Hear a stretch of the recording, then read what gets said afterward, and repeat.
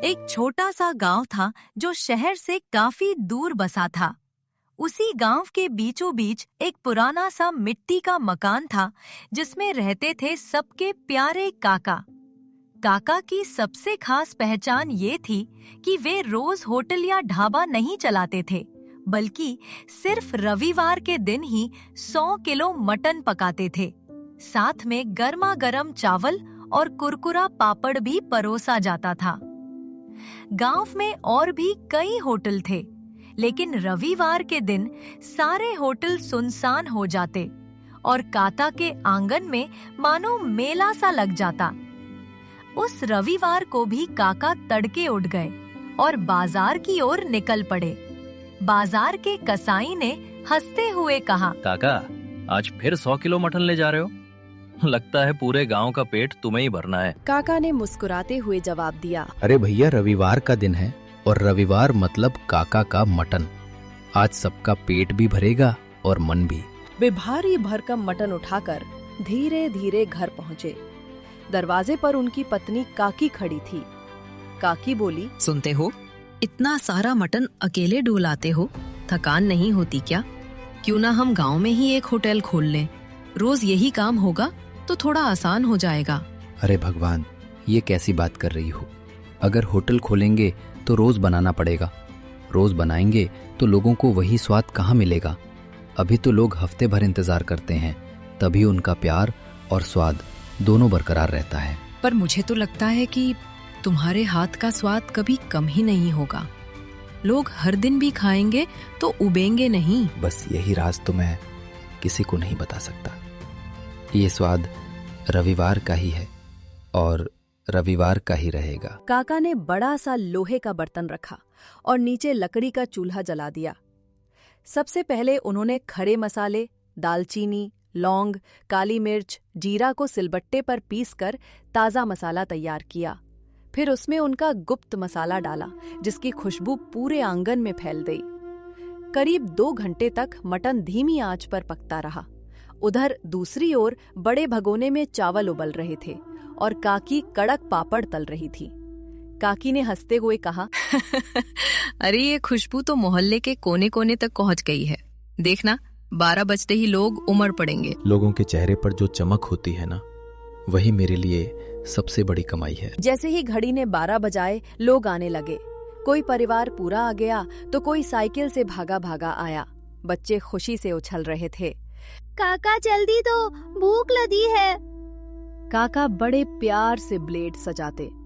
गर्मा गर्म चावल, मसालेदार नली वाला मटन और साथ में पापड़।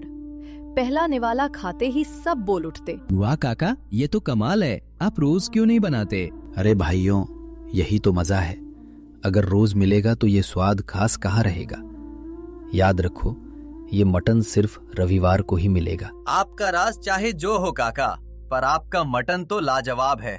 हम तो पूरे हफ्ते इंतजार करते हैं बस रविवार के लिए। धीरे धीरे भीड़ इतनी बढ़ी कि दोपहर होते होते सारा मटन खत्म हो गया।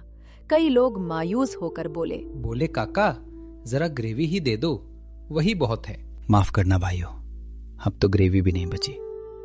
अगला रविवार आने तक सब्र करो। लोग निराश होकर पर मुस्कुराते हुए लौट जाते और कहते, ठीक है काका, फिर मिलेंगे अगले रविवार। रात को जब सब सन्नाटा हो गया तो काका और काकी घाट पर बैठे बातें कर रहे थे। काकी बोली, तुम सच में बहुत अच्छा मटन बनाते हो। क्यों ना हम सचमुच एक होटल खोल लें? लोग रोज आएंगे। भगवान अगर रोज बनाएंगे तो ये स्वाद अपना जादू खो देगा।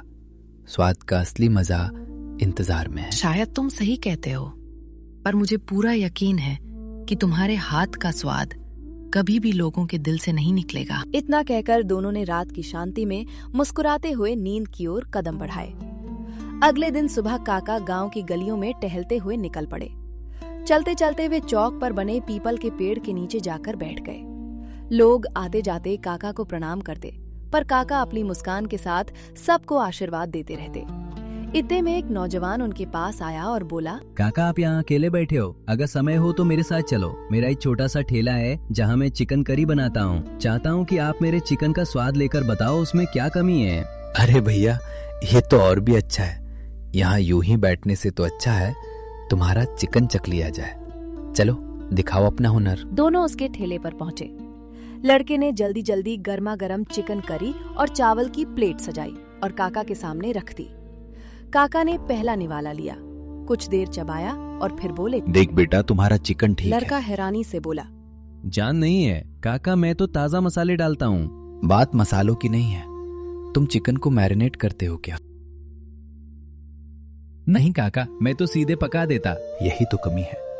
अगर चिकन में स्वाद लाना है तो पहले उसे 30 मिनट नींबू, अदरक, लहसुन का पेस्ट और थोड़ा गरम मसाला लगाकर मैरिनेट करो। जब वो मसाले में घुल मिल जाएगा तभी असली स्वाद आएगा। फिर पकाना, देखना, लोग बार बार मांगेंगे। धन्यवाद काका, कल से मैं जरूर ऐसा ही करूंगा। काका हंसते हुए वहां से आगे बढ़ गए। थोड़ी दूर जाकर वे अपने पुराने मित्र हनीश के घर पहुंचे। हनीश बरामदे में खाट पर बैठे थे। काका मजाक में बोले,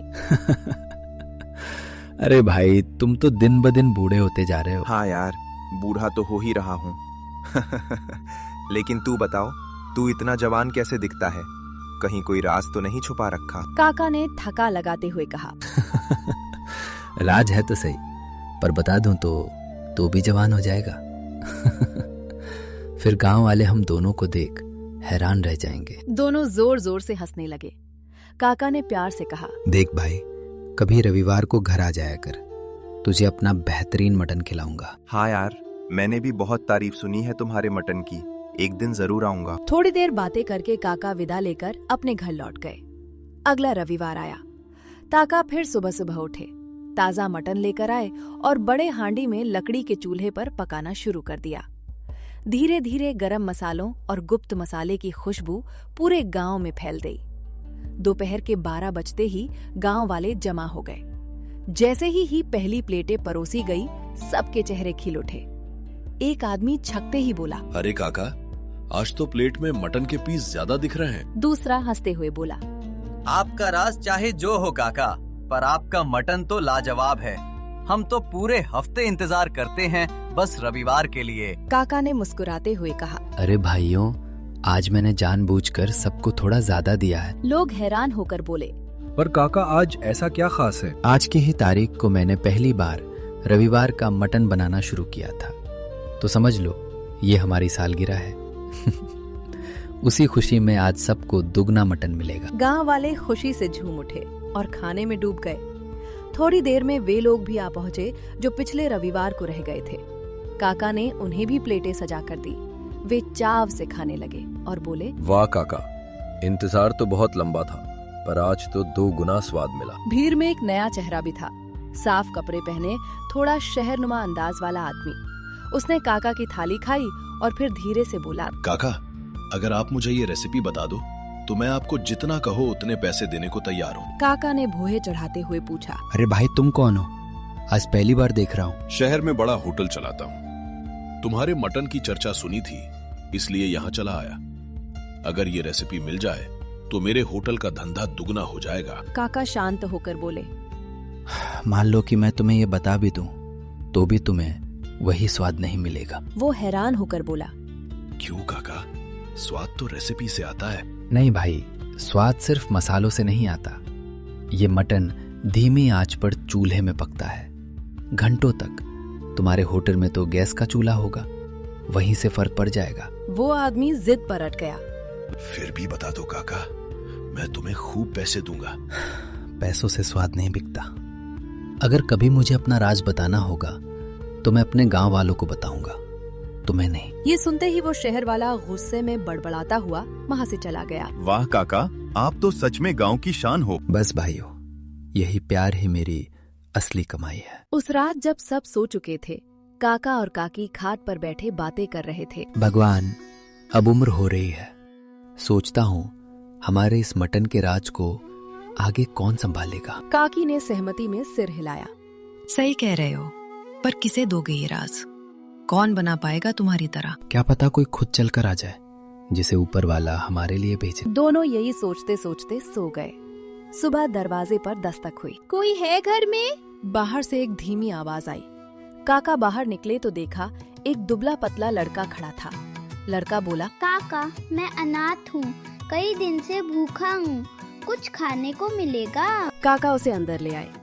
ताकी ने तुरंत चावल और बचे हुए मटन के टुकड़े परोसे।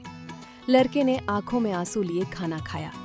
काका ने प्यार से पूछा, बेटा तुम अनाथ हो और हमारे भी कोई संतान नहीं, क्या तुम हमारे साथ रहना चाहोगे? लड़का कुछ देर सोचकर बोला, काका मुझे खुशी होगी आपके साथ रहने में। आज से तुम हमारे बेटे हो। अब हमारा राज भी तुम्हारा है। इस तरह काका और काकी को अपना वारिस मिल गया। तीनों साथ रहने लगे और गांव में उनकी खुशियों की नई कहानी लिखी गई।